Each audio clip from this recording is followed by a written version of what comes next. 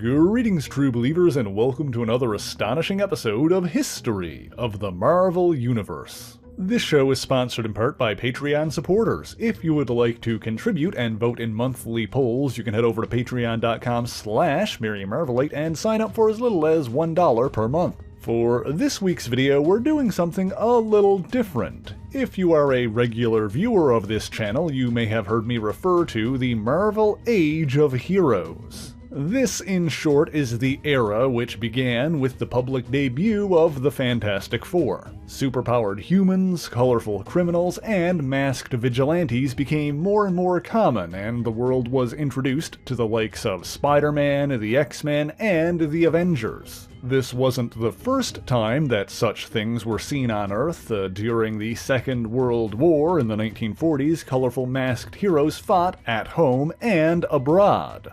But after the war, many of these superpowered warriors disappeared, and starting in the 1950s, but before the Marvel Age of Heroes, the Earth entered an age of monsters and mysteries. For this video, we're going to spotlight 6 short stories from this era. Join me as we journey into these strange tales to astonish. Our first story is titled The Clutching Hands, from Journey into Mystery number 1. We begin with a writer named Ted Wayne. Despite publishing multiple books, Ted never really made enough money to live off of. However, he did know a far more successful author, a man named Ellis Brent. Brent's Tales of the Sea had given him all the fame and fortune that Ted Wayne desperately wanted. And so one day, Wayne lured Brent to the dilapidated remains of an abandoned schooner, insisting that the wreck could provide wonderful material to write about. Once he arrived there, Ted Wayne attacked Ellis Brent, holding his head beneath the shallow water until the bubbles stopped. Brent clutched and grabbed at Wayne's arms, but was unable to save himself. When the deed was done, Wayne found that he was unable to force Ellis's stiff, dead hands to remain beneath the water. However, he did succeed in stealing the initial chapters and notes for Brent's next novel. Returning home, Ted Wayne intended on finishing the incomplete work and passing it off as his own. He worked late into the night until he began to fall asleep, declaring to himself that he would give his life for just one good meal. Sometime later, however, he was shaken awake by the clacking of his typewriter. Rising from his bed, Ted Wayne beheld a truly strange sight, a pair of ghostly hands typing away with his typewriter. As the ethereal appendages faded from sight, Ted examined their work to find that Ellis Brent's story had been completed. The following day, after thoroughly studying the manuscript, Ted brought the pages to his publisher, William Winters, where the mysterious hands appeared once again. This time, the ghostly fingers tightly gripped the publisher's neck, strangling him until he stopped moving.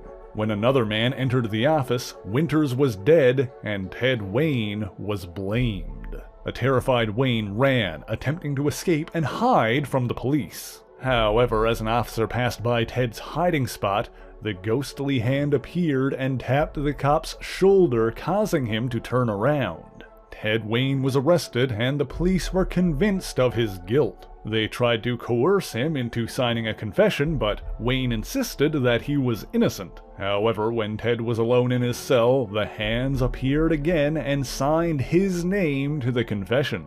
Before he could stop it, the hand then left the cell with the paper, placing it on the jailer's desk. After that, Ted Wayne was tried and convicted of murder, but he realized that if they'd simply checked Winters' body, the fingerprints on his neck wouldn't match his own. The following day, before Ted was scheduled to be hanged, he was allowed to order his last meal, and requested a delicious supper the likes of which he hadn't had in years. After his last meal, Wayne was led to the gallows, where he stood atop a trap door, and the noose was tied around his neck. However, at the last moment, a man ran in with a message that William Winters' throat had no signs of fingerprints, and that his cause of death was determined to be heart failure. So this leaves us with the question, were those mysterious ghostly hands ever truly there, or did Ted Wayne merely imagine them? After all, nobody else had ever actually seen them. If there was a reasonable explanation to William Winter's death, were there similar answers for the other ghostly events? If so, we may never truly know, for the clutching hands appeared one more time. As they pulled the switch on the trapdoor release, Ted Wayne finally saw the rest of their form, the ghostly figure of Ellis Brent. In the end, Ted Wayne had gotten exactly what he asked for. He'd given his life for one good meal. Our next gruesome story comes from Strange Tales number 8 and is simply called The Old Mill. We begin in Germany on a dark and stormy night outside of an old windmill. A man banged on the door. A man who was looking for work, and had been told that the mill's keeper, Kurt Braun, needed an assistant. The miller agreed, but it soon became clear why Kurt Braun could not keep his helpers for long before they quit. He insisted that there was to be no resting on the job, and stressed that the bags should always be labeled correctly. And when the man paused his work to catch his breath, Braun physically struck him. Days passed, and as the man worked, Braun continued to verbally berate him, yelling about making sure that the bags were clearly labeled. And one day, when the man mistakenly marked a bag of wheat as rye, the angry miller assaulted him again. Finally, having had enough, the man quit, demanding the money he was owed. However, Kurt Braun refused to pay it, declaring that the man was just loafing around the entire time. The man snapped, attacking his employer and knocking him unconscious. Thinking he'd accidentally killed him, the man devised a plan to get rid of the body. While Braun was not dead when the man started, he certainly was by the time he'd finished. The following day, when two men arrived to collect the product, they found no sign of anybody at the old mill. However, they did discover what they thought were 2 bags of flour that were clearly labeled Kurt Braun. Our next story is called I Know the Secret of the Poltergeist, and comes from the pages of Tales to Astonish number 1. A newlywed couple, Larry and Rita Winters, were moving into a new home. However, the creepy house had a reputation for being haunted. It seemed that this reputation was well earned, as strange and unexplained phenomena began happening with alarming regularity. And so they turned to a paranormal investigator, one with a spotless track record of finding logical explanations for seemingly paranormal phenomena. The investigator came and thoroughly examined the house, coming up with simple explanations for most of what the Winters had experienced. All except for one occurrence, but the investigator was undeterred and unwilling to attribute anything to poltergeists. Working late into the night, he checked and double-checked every angle until finally he believed he had logically explained everything. The Winters were happy to be told that the house wasn't truly haunted, but still felt uneasy and were worried they'd be unable to sell the property. Fortunately, the investigator offered to buy it himself, as further studying the aged home would help him with his work. And so, the Winters broke even on their investment, while the investigator had again proved that poltergeists were merely creatures of myth. After all, it would be far more difficult for he and his fellow poltergeists to operate if they were exposed. Our next story from Journey into Mystery number 2 is called Don't Look. This tale begins with a patent attorney named Harold Whitney, who was visited by an eccentric old man who held a mirror that claimed would either make him a millionaire or drive him mad. The old man explained that all a person needed to do was look into the mirror and they could see what they would look like in the future. Growing nervous, the attorney contacted a nearby asylum while his secretary looked into the mirror. Much to the woman's surprise, the mirror showed her how elderly she would appear in only 10 years. Upon learning that the mirror actually worked, Harold Whitney plotted to use it to make a fortune for himself.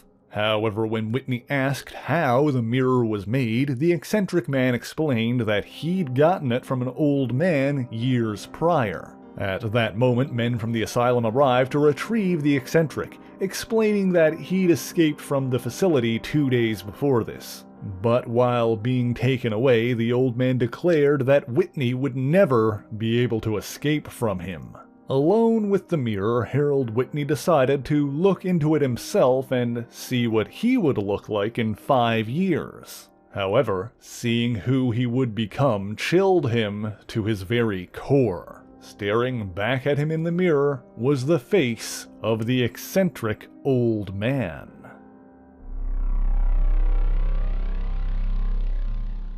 Our next story comes from Strange Tales number 2 and is called Trapped in the Tomb.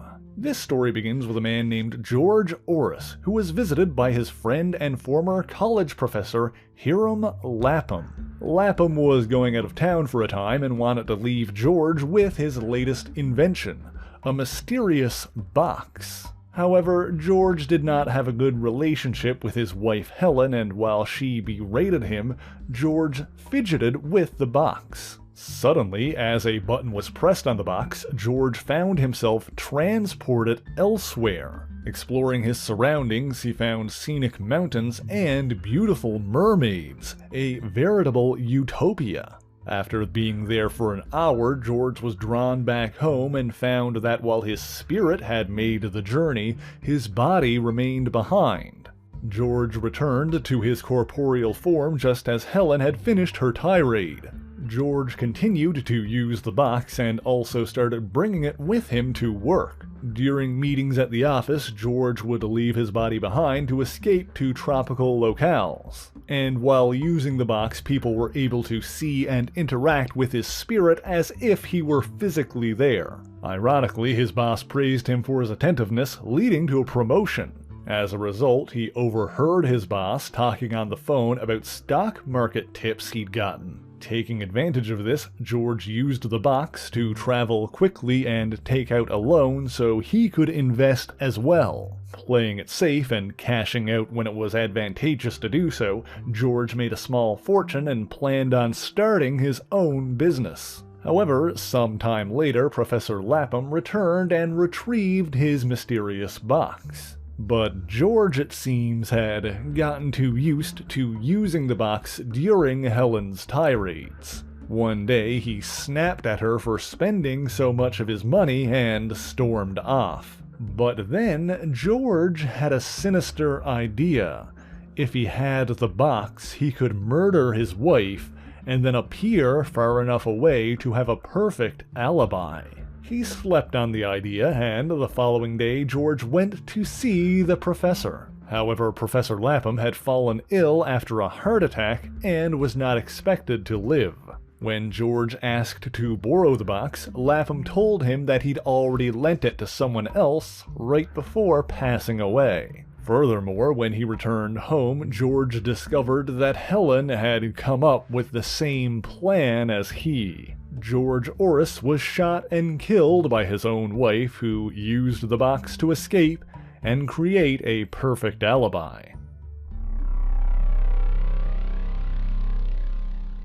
Our final story for this week comes from Tales of Suspense number 2, Trapped in Yesterday. This tale begins with a lowly janitor named Jason Grubbs and a brilliant professor named Wilkes, who had created a truly incredible invention, a working time machine. It was late at night when the professor finished building his invention, so he decided to get some sleep and present his findings in the morning. However, Jason Grubb was resentful of his lot in life and concocted a plan.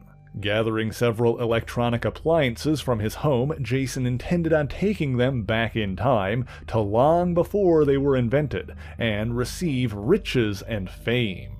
Never again would he spend his days mopping floors and performing menial tasks as a simple janitor. Furthermore, Jason booby-trapped the time machine, setting it to explode shortly after he left so nobody could follow him. And sure enough, the machine sent Jason Grubb backwards through time all the way to the 6th century. Meeting a knight of Camelot, Jason declared himself a magician and demanded to see the king. Of course, the knights had seen magic from the likes of Merlin, and so they agreed to see if this strangely garbed traveler was what he claimed to be. First, he showed them the television set, only to realize that he had no way of plugging it in. He did have batteries for his portable radio, but with no radio signals, that too was useless. Finally, he showed them his amazing film camera and snapped their pictures. However, he had no idea how he would be able to develop the film.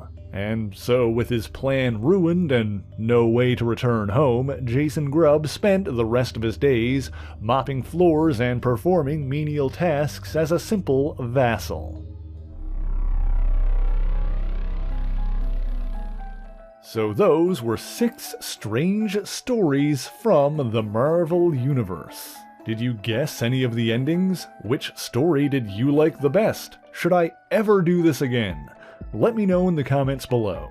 As always, the issues referenced in this video are listed in the description below if you would like to read them for yourself, as well as links to other places you can find me, including my Patreon page where for only $1 a month you can get your name in these special thanks here. So until next time, true believers, Excelsior!